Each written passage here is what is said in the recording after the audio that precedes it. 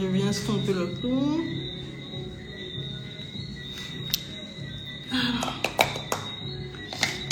Donc ma poudre, donc c'est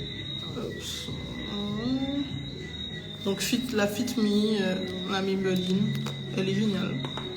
Elle n'est pas trop jaune parce que les banana powder, la mode est passée. Donc c'est bien d'avoir une poudre qui convient à votre peau. Parce que la banana powder qu'on utilisait à tout va, non, elle va pas à tout le monde. Parfois c'est trop clair. Et voilà, il faut quand même choisir une bonne teinte. Alors moi j'aime bien quand même quand c'est assez clair, mais pas trop non plus quand même. Et là du coup, je viens appliquer le fond de teint poudre. Je vous disais, c'est la marque Ruby Kisses. La teinte Honey Brown. Et c'est vraiment un fond de teint poudre en fait. C'est pas un fond de teint crème. Pour tous les jours, moi je préfère. C'est moins épais, moins de matière, ça tient moins chaud. La petite houppette. Je recommande pas forcément à tout le monde la houppette. Hein. Parfois, juste le pinceau poudre, c'est suffisant. Mais moi, je préfère la houppette parce que j'aime bien couvrir un minimum. Voilà. La matière. Et donc, je viens appliquer le fond de teint. Vraiment, donc sur les joues. Là où j'ai pas mis d'anti-cerne. Le cou. Vous pouvez descendre aussi bas que vous voulez. Hein. Mais pensez que plus vous descendez bas, plus il y a des chances que ça arrive sur la tenue. Donc si vous avez un vêtement blanc, n'allez pas plus bas qu'ici. Mais dans tous les cas de figure, il faut aller au cou. Les personnes que je vois qui ne dépassent pas le menton, non, allez jusqu'à votre cou. Parce que si vous ne dépassez pas le menton, ça se verra, on verra une démarcation. C'est important. On dirait pas, mais c'est important. Donc, l'autre joue. Alors je sais que j'ai mis de l'anti-cerne sur le menton, mais moi j'aime bien. En fait, estomper pour que les deux se mélangent, qu'il n'y ait pas de démarcation anti-cerne et tout. Donc, le fond.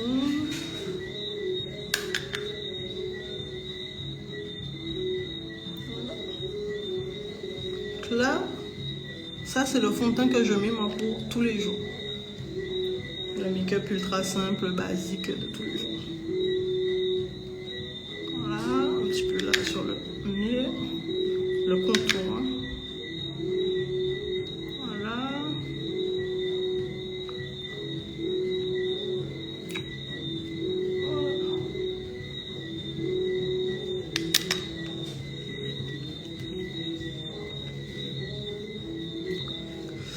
Ensuite, je reviens avec le pinceau et j'estompe le tout.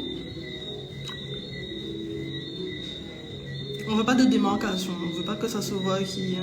Non, il faut que tout soit homogène.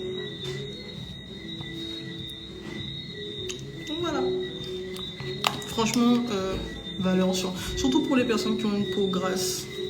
Un fond de teint poudre, c'est bien mieux que les fonds de teint crème, crémeux. Après, les fonds de teint liquides sont très bien aussi pour ceux qui ont la peau grasse, mais vraiment, si vous avez la peau... Ok, enchanté. Du coup, si vous avez la peau grasse, le fond de teint poudre c'est une bonne alternative, surtout si vous vivez quelque part où il fait chaud. Enfin, ici il fait chaud, donc un fond de teint trop épais toute la journée, ça peut vite... je sais pas comment on dit ça en français, enfin criser, enfin vraiment ça se voit en fait, ça devient trop épais, trop lourd et c'est pas ce qu'on veut. Donc la poudre, je recommande. Alors le fond de teint poudre, il faut faire attention, vous avez des poudres classiques, poudres libres, etc. Vous avez aussi des poudres compactes et vous avez des fonds de teint poudre. C'est pas la même chose. Il faut vraiment faire attention que ce soit un fond de teint, si c'est ce que vous recherchez. Sinon vous restez sur de la poudre, ça fait l'affaire aussi. Donc voilà, là on a fait le teint, donc anti-cerne, fond de teint, etc. Maintenant on va redonner un petit peu de vie au visage. Ma partie préférée. Je nettoie ça discrètement, ni vu ni connu.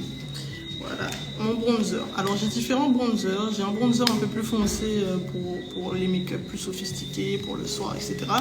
Et pour tous les jours, celui-ci, il est génial. C'est le LA Girl.